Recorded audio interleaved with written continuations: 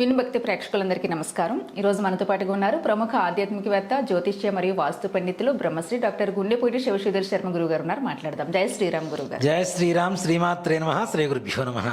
గురుగారు, చాలా మంది విపరీతంగా బాగా కష్టాల్లో ఉన్నాము, మానసికంగా కానీ శారీరకంగా కానీ.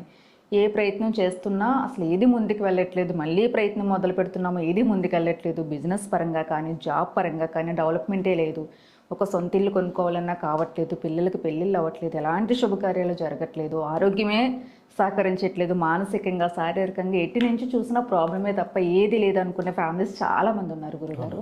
పేరెంట్స్ కూడా చాలామంది మన దగ్గరికి వస్తున్నారు. పిల్లలకి అసలు పెళ్ళొద్దు అంటున్నారు, పెళ్లి చేసుకున్నా సరిగ్గా ఉండట్లేదు, పిల్లలు లేట్ అవుతున్నారు. ఇలా రకరకాల ప్రాబ్లమ్స్తో చాలామంది బాధపడుతున్నారు. అలాంటి వాళ్ళందరికీ ఏదైనా పరిహారం ఉందంటే మీ వైపు నుంచి ఏం చెప్తారు? తప్పనిసరిగా నాన్న, ముఖ్యంగా వంశపరంపరగా ఆస్తులు ఎలా వస్తూ ఉంటాయో, వంశపరంపరగా మన పూర్వీకులు చేసినటువంటి పాపపుణ్యాల ఫలితం, పాపము పుణ్యం రెండు ఫలితాలు తప్పనిసరిగా వస్తాయి నాన్న. ఇప్పుడు మనకి రుణానుబంధ రూపేణ పశుపత్ని సుతాలయ అని చెప్పి శాస్త్రం చెబుతోంది. ఆ బంధం ఎప్పుడు విడిపోతుంది అంటే ఆ రుణం తీరిపోయినప్పుడు విడిపోతుంది అని చెప్తూ ఉంటారు. రుణకర్తలు ఎలా ఉంటారు అంటే ముఖ్యంగా కొడుకు రూపం కావచ్చు, కూతురు రూపం కావచ్చు, తల్లిదండ్రుల రూపం కావచ్చు. ఎక్కడో ఏదో వంశంలో ఈ జన్మలో జన్మెత్తినటువంటి వాడు వచ్చే జన్మలో ఇంకో చోట ఎక్కడో రుణం ఉంటే ఎట్లా పుడతాడు నాన్న? ఆ రుణం లేకపోతే ఎలా పుడతారు? అవునా?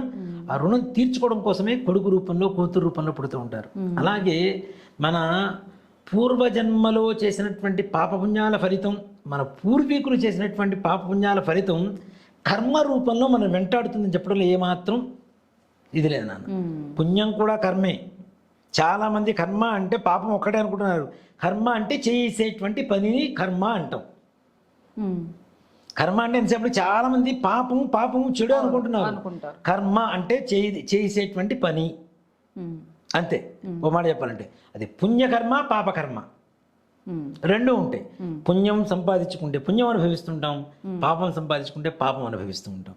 మన పూర్వీకులు చేసినటువంటి అంటే ఇక్కడ ఎలా ఉంటుందంటే నాన్న, వీడు చేసినటువంటి పాపాలకి, తప్పులకి పూర్వజన్మలో ఈ వంశంలో పుట్టాలి అని చెప్పి భగవంతుడి సంకల్పంతో ఒక జన్మలో ఒక వంశంలో పుడతాం కదా, అక్కడ మన అంటే ఆ వంశంలో పూర్వీకులు చేసినటువంటి పాపానికి వీడు పూర్వజన్మలో చేసినటువంటి పాపపుణ్యాలకి కనెక్షన్ ఉంటుంది తప్పనిసరిగా. లేకపోతే ఆ వంశంలో ఎందుకు పుడతాడు వీడు? ఒక కనెక్షన్ ఉంటుంది. అంటే వీడు చేసిన పాపపుణ్యాలు, వాళ్ళు చేసినటువంటి పాపపుణ్యాలు దాదాపుగా ఒకే రకమైనటువంటి దశలో ఉన్నటువంటి పరిస్థితి. పుణ్యం, నేను పుట్టినప్పటి నుంచి అన్ని సుఖాలు అనుభవించాను, 40 ఏళ్ళు వచ్చేసరికి రోడ్డు మీద పడ్డాను. ఏంటి అట్లా ఉంటుందా గురుగారు? ఎందుకుంటుంది నాన్న? అది చాలా మంది అసలు ఏం చేయకపోయినా అట్లనే అనుభవిస్తున్న వాళ్ళు కూడా చాలా మంది ఉంటారు కదా. అలాంటి వాళ్ళతో కష్టపడే వాళ్ళు చూసినప్పుడు బాధ అనిపిస్తుంది. ఇక్కడ సింపుల్గా ఒక మాట చెప్తాను, అంతవరకు 40 సంవత్సరాలు 50 సంవత్సరాలు బాగున్నాను, అంత దేనికి నాన్న? మొన్న ఈ మధ్య నా దగ్గరకు ఒక ఆయన వచ్చాడు, 64 సంవత్సరాల పాటు ఏకఛత్రాధిపత్యంగా రాజ్యాన్ని 100 మందిని శాసించాను గురువుగారు, ఒక్కసారి నడి రోడ్డు మీదకి వచ్చేసాను, మొత్తం పోయింది, ఏమీ లేదు నా దగ్గర, 100 రూపాయలు మీరు ఇస్తే పెట్రోల్ కొట్టించుకుని ఇంటికి వెళ్తానని అడిగాడు నన్ను. కోట్ల రూపాయలు సంపాదించినటువంటి పుణ్యం ఖాతా అయిపోయింది. తను సంపాదించుకున్న పుణ్యానికి అంతా అనుభవించేశాడు, సుఖాన్ని అనుభవించాడు. తర్వాత పాపం తరిగిపోవడానికి అప్పటి నుంచి కర్మ మొదలైంది. అయితే ఫస్ట్ పాపం అనుభవించేస్తేనే బెటర్, మంచి లైఫ్ వస్తుంది. అందుకనే నాన్న మన పూర్వీకులు ఊరికి నేను చెప్పలా, కష్టపడితే సుఖపడొచ్చు, సుఖపడి కష్టపడకూడదు, కష్టపడలేమని చెప్పేది ఎందుకు అంటే ముందుగా నీ కర్మని, పాప కర్మను అనుభవించు, తర్వాత పుణ్యకర్మను అనుభవించవచ్చు అని చెప్పడం కోసమే మన వాళ్ళు చెప్పిన అంటే ఒక్క మాటలో ఎంత నీతి ఉందో చూడండి. అవునా? ఊరికనే చెప్పరు మన వాళ్ళు చెప్పే మాటలు కానీ, నీతి వాక్యాలు కానీ, సామెతలు కానీ. పడ్డవాడు ఎప్పుడు చెడ్డవాడు కాదని చెబుతుంటారు. అవునా? ఇప్పుడు మొదట్లో సుఖాలు అనుభవిస్తే తర్వాత కష్టమే. సుఖాలకు అనుభవం అలవాటు అయిపోయింది, శరీరం మనసు అలవాటు అయిపోయింది. ఇందాక వచ్చిన ఒక చిన్న అమ్మాయి కూడా అదే చెప్తున్నాను, నాన్న మీ నాన్నగారు ఒక 1000 రూపాయలు ఇచ్చారు, నువ్వు ఎంజాయ్ చేయాలని ఉంది, 200 కనీసం తీసి పక్కన పెట్టుకో, 800 ఖర్చు పెట్టుకో.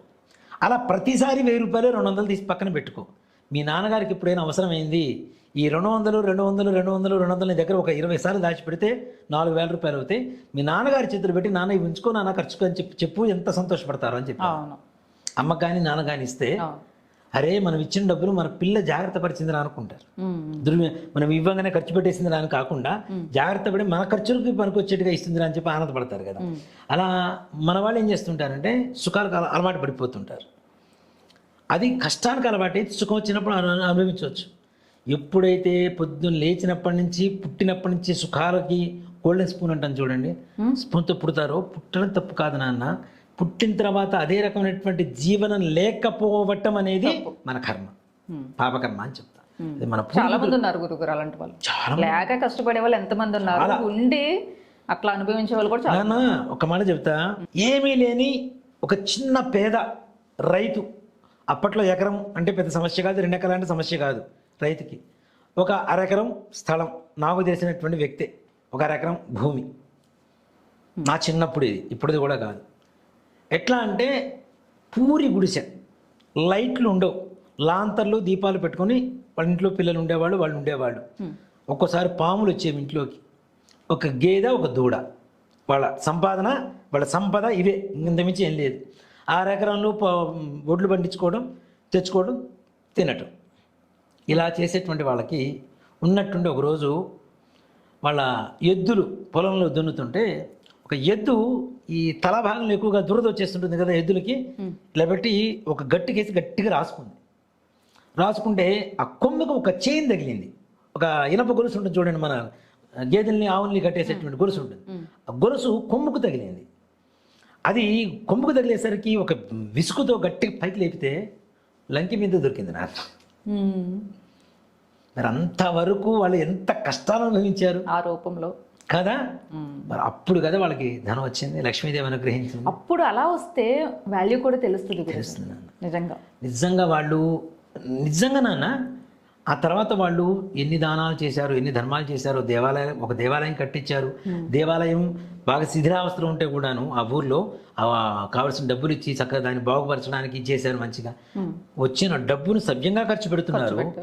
పడ్డ కష్టానికి, అన్ని రోజులు పడ్డ కష్టానికి లక్ష్మీదేవి పరమేశ్వరుడు అనుగ్రహించారు చక్కగా. నిజంగా పరమేశ్వరుడు అనుగ్రహించండి నంది రూపంలో, అంతే కదా, నంది రూపంలో తీసుకొచ్చి లక్ష్మీదేవిని చేతిలో పెట్టేసింది. అనుగ్రహించేదాకా వెయిట్ చేయాలి, అంతే. కష్టపడ్డే వాళ్ళకి ఎప్పుడైనా ఖచ్చితంగా తప్పనిసరిగా ఉంటుంది నాన్న. ఇలాంటి కర్మలు అనుభవిస్తూ ఉన్నారు. వీటి వల్ల ఇప్పుడున్నటువంటి జనరేషన్ ముఖ్యంగా చాలా ఆత్మన్యూనత, అంటే మానసికమైనటువంటి ఒత్తిడి ఒకటి, డిప్రెషన్, మెంటల్ డిప్రెషన్కి ఒకటి చాలా దగ్గర అవుతున్నారు. చాలా తొందరగా మెంటల్ డిప్రెషన్, చిన్న విషయానికి బాధపడిపోవటం, ఆలోచన, నాకేమైపోతుందో, నాకెందుకు ఇలా అవుతుంది, నాకే అవుతుంది, ఇంకెవరు కావటాలు, అందరూ బాగానే ఉన్నారు. ఎవరు బాగున్నారు? ఏ ఇంట్లో తొంగి చూసినా ఏదో ఒక ప్రాబ్లం ఉంటూనే ఉంటుంది. ఎవ్వరు బాగలేదు. చెప్పాలంటే ప్రపంచంలో ఏ ఒక్కరి జీవితంలో సంపూర్ణమైనటువంటి ఆనందాన్ని పొందుతున్నటువంటి వ్యక్తులు ఎవ్వరూ లేరు కాక లేరు. అలా అని చెప్పి నువ్వు బాధపడాల్సిన అవసరం లేదు. పక్క వాళ్ళు బాగున్నారా, ఇక్కడ ఎలా ఉంటుందంటే పక్క వాళ్ళు బాగున్నారు కదా అని చెప్పి ఏడుస్తున్న ఏడుపు అర్థం కాదు, మనం బాగాలేదని ఏడుస్తున్న ఏడుపు అర్థం కాదు. అది కొంచెం ఇది కొంచెం కొంతమంది పూర్తిగా దాని గురించి ఫీల్ అవుతారు. అమ్మో నాయన, కొంతమంది ఉంటారు నాన్న, మనం బాగుండకపోయినా పర్లా, పక్క వాడు మాత్రం ససేమిరా బాగుపడకూడదు. ఇంకా వాళ్ళకి ఎప్పుడు బాగుపడతారు గురుగారు, ఆలోచన ఉంటే జీవితాంతం అట్లానే ఉంటారు వాళ్ళు. ఇంకా అది మరి ఘోరం నాన్న, మరి ఘోరం. అది ఎట్లా ఉంటుందంటే క్యాన్సర్ వచ్చినా మందు దొరుకుతుందేమో కానీ అలాంటి రోగానికి మందు లేదు, దొరకదు. ఓ మాట చెప్పాలి, రోజుకి ఎక్కువైపోతుంది. అసూయ, ద్వేషం ఇట్లాంటి వాటికి ఈ రోగానికి మందు అనేటువంటిది లేదు, దాంట్లో అనుమానం లేదు. మనం బాగుండాలి, మనతో పాటు ఉండేటువంటి అందరూ బాగుండాలి, సర్వే జనా సుఖినో భవంతు అనేటువంటి ఆలోచన ఎవరికైతే ఉంటుందో వాళ్ళు తప్పనిసరిగా బాగుపడతారు. నాన్న ఒకటే మాట చెప్తాను అన్న, నేను హైదరాబాద్ వచ్చాను, 2003లో వచ్చాను. నా తర్వాత ఒక 4-5 సంవత్సరాల తర్వాత చదువుకున్నటువంటి ఒక వ్యక్తి వచ్చాడు నాతో పాటు సమానంగా. అసలు నా చదువుకి అతని చదువుకి సంబంధం లేనటువంటి ఒక డిగ్రీ చేసి ఉద్యోగం రాక చిన్నగా మంత్రాలు నేర్చుకుంటూ పురోహితం నేర్చుకొని నా దగ్గర చిన్న కార్యక్రమాలకి జపాలకి వచ్చేటువంటి వ్యక్తి ఒక అతను. నేను వచ్చిన 5 ఏళ్ల తర్వాత వచ్చాడు. తర్వాత అతను ఇంకో 5 ఏళ్ళకి మంచి డెవలప్ అయ్యాడు. ఉప్పల్లో ఇల్లు కొనుక్కున్నాడు, జూబ్లీహిల్స్లో ఇల్లు కొనుక్కున్నాడు, ప్రశాంతంగా ఉన్నాడు, హ్యాపీ. ఇంకో అతను 3 సంవత్సరాల తర్వాత వచ్చాడని చెప్పాను కదా, అతను కూడా ఇల్లు కొనుక్కున్నాడు, మంచిగా బాగున్నారు, హ్యాపీ. నేను ఇల్లు కొనుక్కోలే, నేను వాళ్ళ గృహప్రవేశాలకు వెళ్ళి గిఫ్ట్లు ఇచ్చి హ్యాపీగా వచ్చి, నా దగ్గర ఉన్న వాళ్ళు వాళ్ళు బాగున్నారు, ఒకవేళ రేపటి రోజు నాకు ఏదైనా ప్రమాదం వచ్చినా అవసరమైన వీళ్ళు బాగు చేస్తారు కదా, వీళ్ళు నాకు సహాయపడతారు కదా, అవును. ఒక ఆలోచన. మంచి ఆలోచన. కాలక్రమేపీ మరి నేను బాగుండను ఆ విధంగా నలుగురు మంచి కోరుకునేటప్పుడు వాటి రోజున మంచి స్థాయికి అయితే తీసుకెళ్ళింది ఖచ్చితంగా బాగుంటారుగా. మనం టెంపులే కడుతున్నాం కదా, వాళ్ళు ఇళ్ళే కట్టుకున్నారు. నా ఇంటితో పాటు ఇదే నేను గుడి కూడా సాధ్యం అవుతుంది, కోటిలో ఒకరికి కూడా సాధ్యం కాదు. సాధ్యం కాదు. ఇక్కడ వాళ్ళు అనేవాళ్ళు, ఒకతను బావా అని పిలిచేవాడు, ఒకతను సుధీర్ అని పేరు పెట్టి పిలిచేవాడు. నాకంటే కొంచెం ఒక సంవత్సరం పెద్ద. బాబా మేమందరం ఇల్లు కొనుక్కున్నాం, నువ్వు ఎప్పుడు కొనుక్కుంటావు బావా, నువ్వు ఎప్పుడు కొనుక్కుంటావు బావా. అది ఎద్దేవగా అనేవాళ్ళు. ఒక్కోసారి ఒక ఫ్రెండ్లీగా గుచ్చినట్టు మాట్లాడుతూ ఫ్రెండ్లీగా మాట్లాడేవాళ్ళు. ఈవెన్ సొంత మా మేనమామ కొడుకు కూడా నాకంటే చిన్నవాడు, వాడు ఇల్లు కొనుక్కొని వాడు నేను ఒకటేసారి కొంటాను నాన్న, ఒకే కలర్స్ కొంటాం. అంతమంది కూడా చెప్పినట్టున్నాను నేను. వాడు లేడీ వాళ్ళ రోజున, నా దురదృష్టవశాత్తు నిజంగా. నాకంటే చిన్నవాడు.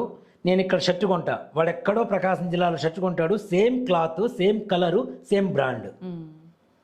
కారు కొంటాం సేమ్, అసలు వాడు ఎక్కడో కొంటాడు, నేను ఎక్కడో కొంటాను, సేమ్ కొంటాం. ప్రతి ఒక్కటి సేమ్.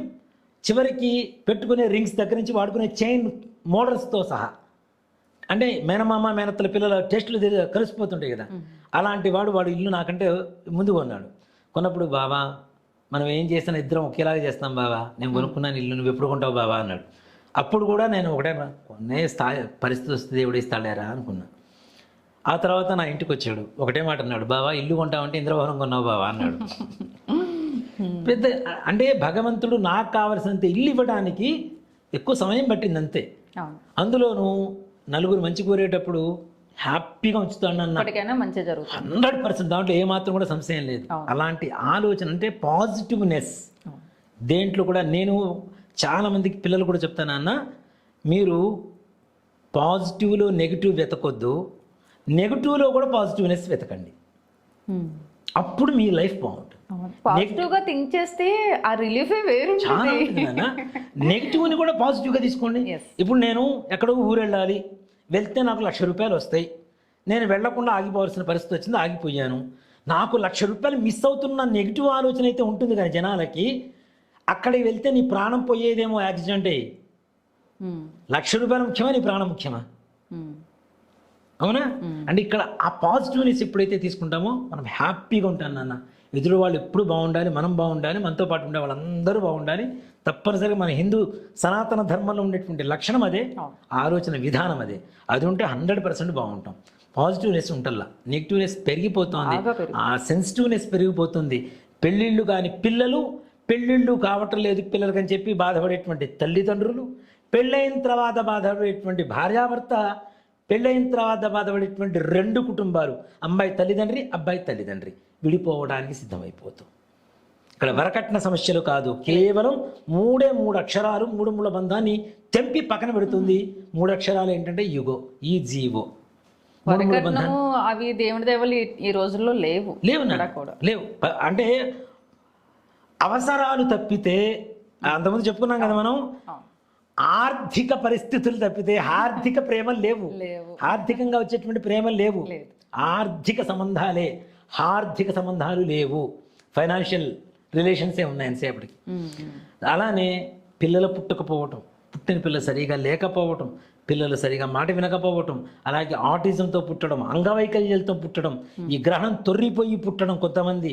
అంటే ఒకటి చెప్తానన్న, మాకు తెలిసిన అమ్మాయి, ఒక అమ్మాయి ఉంది, పెద్ద అమ్మాయి పుట్టింది బాగుంది, దాన్ని పెళ్లి చేశారు ఆ పిల్లకి. రెండో అమ్మాయి ఉంది, రెండో అమ్మాయి అంగవైకల్యంతో ఉంది.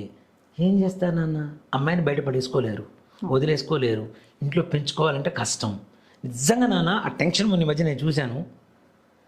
22వ తారీఖు నవంబర్ 22వ తారీఖు పెళ్ళి నాన్న, పెద్ద అమ్మాయిది. చిన్న అమ్మాయికి హెల్త్ బాగాలేదు, సీరియస్నెస్, హాస్పిటల్లో ఉంచారు. పెళ్ళి జరుగుతోంది. తల్లి తండ్రికి టెన్షన్ ఎంత ఉంటుంది నాన్న, నరకమే. ఇంకా ఆటిజం, కంప్లీట్ ఆటిజం ఆ పిల్ల, శారీరకంగా కూడా ఫిజికల్గా కూడా అన్ఫిట్. మొన్న వచ్చే అమ్మాయి కాలం చేసిందని విన్నా నేను. అంటే అలాంటి దుస్థితుల్లో మన పిల్లల్ని మనం చూడలేం, మన వల్ల కాదు, కడుపు తరుక్కుపోతుంది. పిల్లలకి ఏదైనా చిన్న దెబ్బలు తగిలితేనే తల్లి హృదయం విలవిల్లాడిపోతుంటుంది. అలాంటిది ఇప్పుడు మనం అందుకనే దెబ్బ తగిలిన కదా నాన్న నాయనమ్మ అని పిలవం, అమ్మ అంటాం. అందుకే ఏమైనా చిన్న దెబ్బ తగిలినా అమ్మ అంటాం. అంటే అమ్మకి అంత పవిత్రమైనటువంటి ప్రేమ ఉంటుంది, అంత పవిత్రమైన స్థానం ఇస్తాం కాబట్టి అక్కడ చిన్న చిన్న పిల్లలు ఆ విధంగా ఉంటే మనం చూడలేని పరిస్థితి, వాళ్ళని బయట వదులుకోలేము, మనం పెంచుకోవడానికి అవకాశం తక్కువ. అది కూడా పితృదోషం వల్లే వస్తుంది. 100% నాన్న సంపూర్ణంగా స్త్రీ శాపం వల్ల వస్తుంది నాన్న. మన పిల్లలు కర్మ అనుభవిస్తున్నారు, మనం చేస్తున్న కర్మ. అందుకనే మనం చేసే ప్రతి పని మన పిల్లలకు కాదు, పిల్లల పిల్లలకి పిల్లల పిల్లలకి భవిష్యత్తు రాబోయే 7 తరాల వాళ్ళకి తప్పనిసరిగా కొట్టి తీరుతుందని చెప్పడంలో ఏమాత్రం సందేహం లేదు. ఆస్తులు ఎట్లయితే ఇస్తున్నారో మీరు చేస్తున్న పాపకర్మలు పుణ్యకర్మలు, పాపం పుణ్యం వాటి ఫలితాలు కూడా మన భవిష్యత్ తరాలకి తప్పనిసరిగా అందజేస్తున్నాం. అది దృష్టిలో పెట్టుకొని ఇవాళ రోజున నేను బాగున్నాను కదా, నా కొడుకు ఎలా పోతే ఏమైంది, నీ కొడుకు కాదా, నీ కడుపును ముట్టలేదా, నీ వంశానికి వంశోద్ధారకుడు కాదా, వాడు బాగుంటే ఇంకో కొడుకు పుడతాడు, వాడికి నీ వంశం వృద్ధి జరుగుతుంది. ఈ పితృదేవతలు నిన్ను కన్నందుకు నీ తల్లిదండ్రులు తప్పనిసరిగా బ్రహ్మలోకంలో ఉండడానికి అవకాశం ఉంటుంది, ఈ నరకంలోనూ త్రిశంక స్వర్గంలోనూ కాకుండా. కాబట్టి మనం చేసేటువంటి పనులు మన పిల్లలకి తగులుతాయి కాబట్టి బుద్ధి దగ్గర పెట్టుకొని చేయాలి. మన పూర్వీకులు పురుషాహంకారంతో అనేక రకాల పాపాలు చేశారు, నన్ను చేయలేదని ఎవ్వరు ఒప్పుకోవడానికి అవకాశం లేదు. మా తాతగారి మంచి మా తాతగారు మంచి, మా తాతగారి ముందు ఆయన ఏం చేశారు, అవునా కదా, కొంచెం పురుషాహంకారం ఉండేదండి, మరీ ఎక్కువ నాన్న. ఇంట్లో ఆడవాళ్ళు నోరు ఎత్తడానికి పరిస్థితి ఉండేది కాదు. అందుకని అది ఇప్పుడు ఆడవాళ్ళు ఇచ్చేసి మగవాళ్ళ మీద గొడవ చేస్తుంది. ఇప్పుడు ఎక్కువ అయిపోయింది. ఏదైతే అణచిపెట్టారో అణచిపెట్టింది ఓవర్ఫ్లో అయిపోయి ధమ్మర పైకి లేస్తుంది. ఇప్పుడు మగవాళ్ళని ఎత్తిన చేతులు ఏదైనా అతి, అందుకనే కదా మరి ఎక్కువ అతి సర్వత్ర వరి చేతి అని చెప్తారు. అందుకని ఆడవాళ్ళని కొట్టేవాళ్ళు, తిట్టేవాళ్ళు, కిరోసిన్ పోసి తగలబెట్టేవాళ్ళు, గ్యాస్ సిలిండర్ పెట్టి చంపేసేవాళ్ళు, కత్తులు పెట్టి పొడిచేవాళ్ళు. నిజంగా నాన్న కొంతమంది అయితే నాకు తెలిసిన వాళ్ళు అయితే నానా హింసలు పెట్టి చంపారు నాన్న. మాకు తెలిసిన కుటుంబంలో పూర్వీకులు కోడల్ని కూడా అప్పట్లో, కోడళ్ళని, పెళ్ళాలని, తర్వాత వదిలిని, మరదళ్ళని ఎన్ని రకాలుగా హింసించారంటే అన్ని రకాలుగా హింసించారు నాన్న జనాలు. ఆ హింస ఇవాళ రోజున నీ వంశం పాలిట శాపంగా మారిపోయింది. ఇల్లీగల్ రిలేషన్స్ ఉన్నా కూడా పితృదోషం ఉంటుంది 100% నాన్న. తప్పనిసరిగా ఇక్కడ ఇంట్లో ఆడవాళ్ళు బాధపడతారు, అవునా? ఇప్పుడు నేను కూడా అడుగుతాను నాన్న, ఆడవాళ్ళు అయితే మగవాళ్ళు కూడా బాధపడతారు. అంతే, అదే అడగబోతారని చెబుతున్నాను నేను. ఎందుకంటే ఈ మాట అన్నప్పుడు ఆ మాట కూడా అంటారు, మీరు మగవాళ్ళ గురించి చదువుతున్నారు, ఆడవాళ్ళ గురించి చెప్పరా అని. ఇప్పుడు ఇద్దరు ఈక్వల్ గా ఉన్నారు, 2 రకాలుగా ఉన్నారు. ఇక్కడ ఆడవాళ్ళు ఇంకొకళ్ళతో బంధం పెట్టుకున్నా, మగవాళ్ళు ఇంకో ఆడమతో బంధం పెట్టుకున్నా తప్పనిసరిగా ఎవరు ఇంట్లో మనుషులు బాధపడ్డా అందులో ఆడవాళ్ళు బాధపడితే మరీ ఎక్కువగా ఉంటుంది. మగవాళ్ళు నాన్న, ఆడవాళ్ళు తప్పు చేస్తే భార్య, మగవాడు ఉరేసుకొని చనిపోయిన వాళ్ళు ఎంతమంది లేరు నాన్న, ఉన్నారు. మరి ఆ పాపం ఈ వంశానికి తగలదా? తప్పు ఎవరు చేసినా తప్పే, దాంట్లో అనుమానం ఏం లేదు. కాకపోతే పూర్వకాలంలో పురుషాహంకారం ఎక్కువ, ఇంకాస్త ఎక్కువ జరిగినాయి. అది రివర్స్ అయ్యి ఇప్పుడు ఆడవాళ్ళు ఎక్కువగా చేస్తున్నారు. అంత మించి లేదు, అన్యాయ భావించవద్దు, ఉన్నది ఉన్నట్టుగా చెప్తున్నాను నేను. దయచేసి ఇలాంటి వాటి వల్ల పిల్లలు పుట్టకపోవడం, పుట్టిన పిల్లలు సరిగా లేకపోవడం, సంతానం లేకపోవడం, ఆరోగ్యకరంగా లేకపోవడం, అప్పులు పాలవ్వటం, ఇచ్చిన అప్పులు రాకపోవటం, లోన్లు తీసుకొని క్రెడిట్ కార్డులు వాడుకొని చివరికి ఇంట్లో తలుపు చాటు నుండి నేను ఇంట్లో లేను అని చెప్పించేటువంటి పరిస్థితి చాలా మంది దగ్గర ఉంది. ఆ బ్యాంకర్స్ వాళ్ళు డబ్బులు వసూలు చేసుకోవడానికి వచ్చిన వాళ్ళు కూడా పిచ్చిపోతులు ఇంటి ముందు తిట్టుకుంటూ వెళ్ళిపోయినటువంటి జనాలు చాలా మంది ఉన్నారు, అవునా? ఇవన్నీ ఎట్లా అంటే నేను చాలా మంది దగ్గర కళ్ళారు చూశారు, చాలా మంది కళ్ళారు చూసే, చాలా మంది దగ్గర ఈ బాధలన్నీ కూడా. అప్పులు ఇచ్చి రాక, చేసిన అప్పులు తీర్చలేక మళ్ళీ అప్పులు చేస్తూ మళ్ళీ ఇదే పరిస్థితి. బ్రతుకున్నంత కాలము అరే 1,50,000 2 లక్షల జీతం వస్తున్నా తీసుకున్న అప్పులకి వడ్డీలు కట్టడానికే సరిపోయి మరలా కుటుంబం గడుపుకోవడానికి ఇంకో నెలకు కావాల్సిన డబ్బులు అప్పు చేయాల్సిన పరిస్థితి మనం తెచ్చుకుంటున్నాము అంటే కేవలం మనకు ఉండేటువంటి దోషాలని మనం కలగకుండా అంతే ఉంచుకోవడం, ప్రక్షాళన చేసుకోకుండా ఆ కర్మని అనుభవిస్తూ మనతో పాటు మనల్ని కట్టుకున్న వాళ్ళకి, మనం కన్న వాళ్ళకి కూడా ఈ కర్మని పాస్ చేస్తూ ఉండడమే మనం చేస్తున్న తప్పు. లక్ష్మీదేవి నిలబడకపోవడం కూడా అదే కదా మరి. తప్పనిసరిగా నేను అదే చెప్తున్నా. వ్యాపారంలో మంచి స్థితికి వెళ్తాడు, టక్కన కింద పడిపోతాడు. మంచి ఉద్యోగం ఉంటుంది, సస్పెండ్ అవ్వాల్సిన పరిస్థితులు వస్తాయి, ఏదో రకంగా ఉన్నటువంటి జాబ్ మొత్తం పోతుంది. అంత దేనికి నాన్న, నేను మొన్న మధ్య నిజంగా నాకు ఎంత బాధ వేసిందంటే, ఒక వ్యక్తి గుండు కొట్టేసింది, చినిపోయిన ప్యాంట్ వేసుకున్నాడు, షర్ట్ అంతా చినిపోయిన ఇది వేసుకున్నాడు. నిజంగా ఆ వీడియో చూస్తే ఎలాంటి ఆడవాళ్ళకైనా మగవాళ్ళకైనా ఏడుపు వస్తుంది నాన్న. అతను నెలకి 2.5 లక్షల జీతగాడు. అతను ఇవాళ రోజున ముష్టెత్తుకుంటూ ఉన్నాడు నాన్న. అతను అంటే ఏడుస్తూ చెప్పాడు, నిజంగా నాకైతే చాలా బాధ వేసింది. నా భార్య ఇంకొక వ్యక్తితో సంబంధం పెట్టుకుంది, అది నా కళ్ళారా చూశాను. చూసి అడిగినందుకు ఆవిడ వెళ్ళిపోయింది ఇంట్లో నుంచి. అప్పటి నుంచి నేను పిచ్చివాడిని అయిపోయి, నా ఉద్యోగం పోయి, నా సొంత కారు, నా సొంత ఫ్లాట్ ఉండేవి మొత్తం పోయినాయి. చివరికి వాడి రోజు రోడ్డు మీదకి వచ్చి అడుక్కుంటున్నా అని చెప్పి అతను ఏడుస్తూ చెబుతుంటే ఎంత దీనంగా ఉందంటే దీనంగా ఉంది నిజంగా. నిజంగా అసలు అట్లాంటి బాధలు ఏ ఆడవాళ్ళకి రాకూడదు, ఏ మగవాళ్ళకి రాకూడదు. నిజంగా అంత ఘోరమైనటువంటి పరిస్థితులు ఆడవాళ్ళు చేస్తున్నారు, మగవాళ్ళు చేస్తున్నారు. దయచేసి మనం చేసేటువంటి ప్రతి పాపం వెనక, ప్రతి పుణ్యం వెనక, ప్రతి దానం వెనక, ప్రతి ధర్మం వెనక కాదు, ముందు మన భవిష్యత్ తరాలు ఉన్నాయనేది మాత్రం దయచేసి అనుభవించి తీరాల్సిందే. తప్పు చేస్తే మన పూర్వీకులు చేసిన అనుభవిస్తాము అనే భయం కూడా ఉండట్లేదు.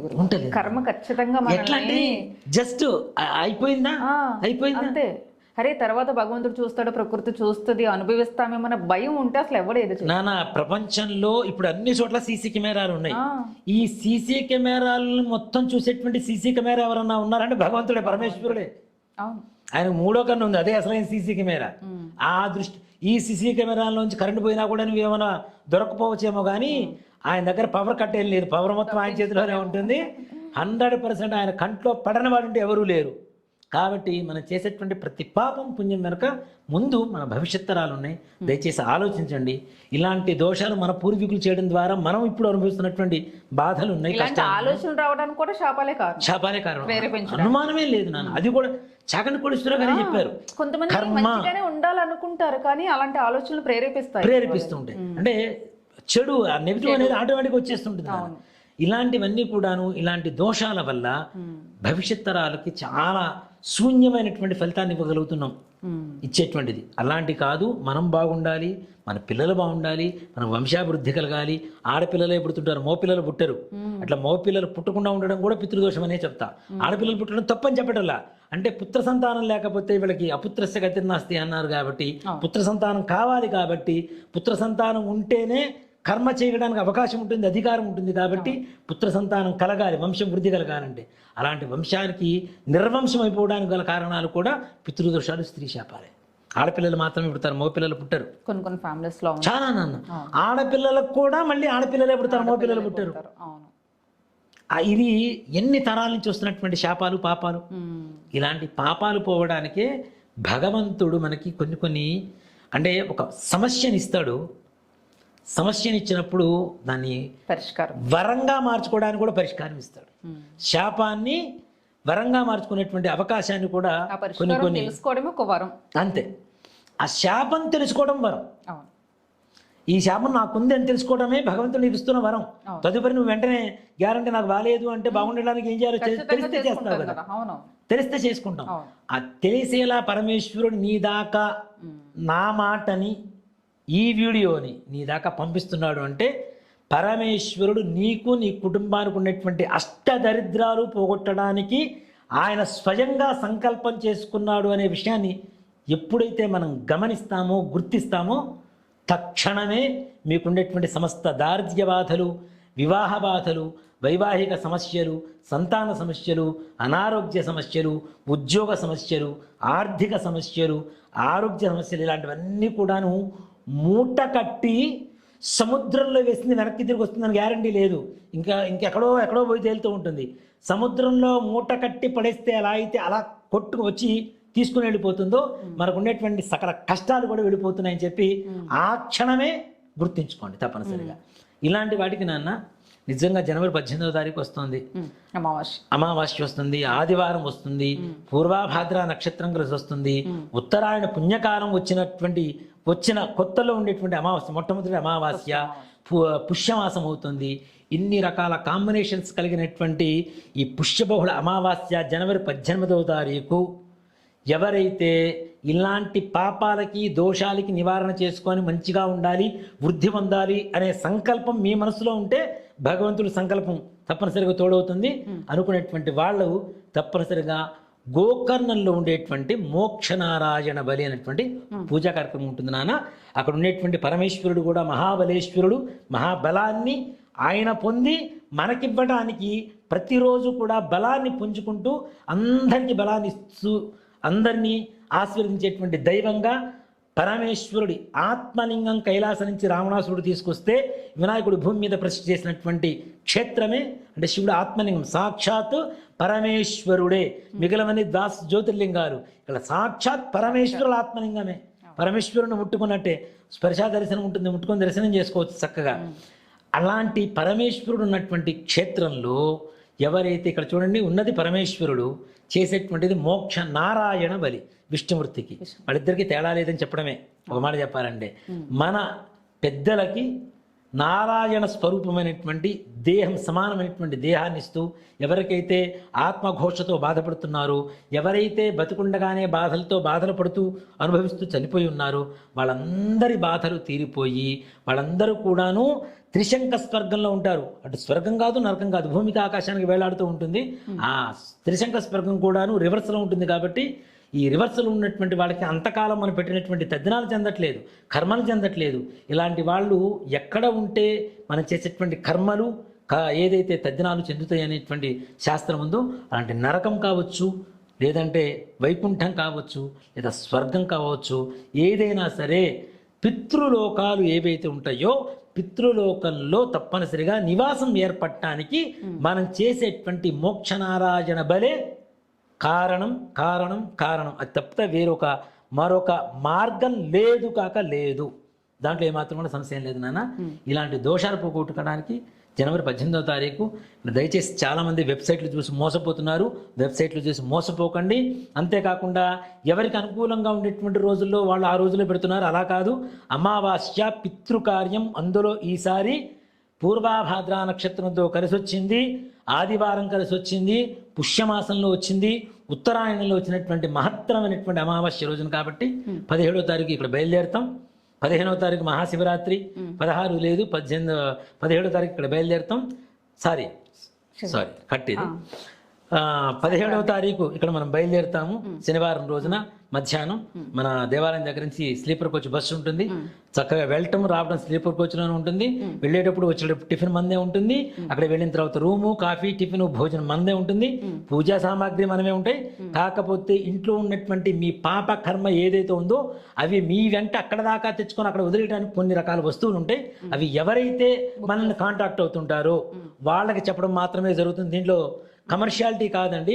దయచేసి దీన్ని కూడా మిస్యూజ్ చేసుకుంటున్నారు చాలా మంది. మనకి అవును గురుగారు, నిజంగా అక్కడికి వెళ్ళి ఏం తెచ్చుకోవాలని మళ్ళీ అడిగి అక్కడ అంటే అట్లా చేయించుకోవడం తప్పని చెప్పలేదు నాన్న. అక్కడ చేయించుకోవడం ఫలితం రాలేదని చెప్పడం మనకి తప్పు బాధ వేస్తుంటుంది. అట్లాగే కొన్ని వస్తువులు తెచ్చుకోవాలి. కొంతమంది మీ పితృదేవతల పేర్లు కొన్ని ఉంటాయి, ఒక ఫార్మేట్ ఉంటుంది, ఆ ఫార్మేట్ పంపిస్తారు, ఆ పేర్లు రాసుకోవాలి. ఇలాంటి విధానం మీకు ఏ పురోహితుడు ఏ గురువు గారు చెప్పడు. దాంట్లో సమస్య లేదు. ఇంకా చాలా మంది అక్కడికి వెళ్ళి మన పేరు చెప్పుకున్నాం, మళ్ళీ ఆల్రెడీ మీ పేరు చెప్పామండి, పూజ స్టార్ట్ ఇట్లాంటి స్మార్ట్ అసలు వాడొద్దండి. మీరు మా ఆఫీస్ వాళ్ళు మీకంటే స్మార్ట్ చాలా. సో మాకు తెలుసు, అట్లా చెయ్యొద్దు దయచేసి. అలా వెళ్ళకండి. మీ పేరు చెప్తేనే మాకు చేశారండి, మా పేరు చెప్తే ఎలా చేస్తారు, మాకు చెప్పకుండా ఎలా చేస్తారు? ప్రతి కాలు మా దగ్గర రికార్డ్ అవుతుంది, అన్ని ఉంటాయి. అడిగితే ఏదైనా డైరెక్ట్ గా అడగండి, అంతే, దాంట్లో అనుమానమే లేదు. కాబట్టి దయచేసి గమనించండి, వెబ్సైట్లు చూసి మోసపోకండి, వేరే మార్గాల ద్వారా మాధ్యమాల ద్వారా మోసపోకండి. దయచేసి ఎవరైనా రావాలి అనుకుంటే 8143666818 నెంబర్కి ఫోన్ చేయండి, లేదా వాట్సాప్ మెసేజ్ చేయండి. మా అమ్మాయి ఉంది, మా అమ్మాయి చక్కగా సమాధానం చెబుతుంది, లేదా మెసేజ్ రూపంలో రిప్లై ఇస్తుంది మీకు చక్కగా. దాని ద్వారా కావాల్సిన ద్రవ్యాలన్నీ కూడా తెలుస్తాయి. 17వ తారీఖు మధ్యాహ్నం బయలుదేరుతాం, 18 పొద్దున అక్కడ తెల్లవారుజామున దిగుతాం, 18వ తారీఖు అమావాస్య రోజున పూజ చేసుకుంటాం. మరలా 18 సాయంత్రం బయలుదేరితే 19వ తారీఖు మరలా చక్కగా భోజనాలు చేసిన తర్వాత సాయంత్రం కూడా బయలుదేరి టిఫిన్ కూడా తీసుకొని వస్తాం. మధ్యలో బస్సు ఆపుకొని టిఫిన్లు చేసుకొని 19వ తారీఖు పొద్దునే చక్కగా హైదరాబాద్లో దిగుతాం. హాలిడేసే కాబట్టి చక్కగా 21వ తారీఖు నుంచి నిజంగా చెప్తున్నా, 18వ తారీఖు అమావాస్య, 19వ తారీఖు మాఘమాసం ప్రారంభం. చక్కగా చూస్తున్నా కదా, మాఘమాసంతో మీకు మీ పూర్వీకులు మీకు తెలియక చేసినటువంటి మహాపాపాలని ప్రక్షాళన చేసుకొని మాఘమాసం మహత్తరమైనటువంటి రోజులుగా మీ జీవితాన్ని, మీ కుటుంబాన్ని తీర్చిదిద్దుకునేటువంటి బాధ్యత మీరు తీసుకోండి. సంకల్పం మేం చేస్తాం. తదాస్తు. శుభం భూయాత్. జయ శ్రీరామ్ గురు. జయ శ్రీరామ్. శ్రీమాత్రే నమః. శ్రీ గురుభ్యో నమః.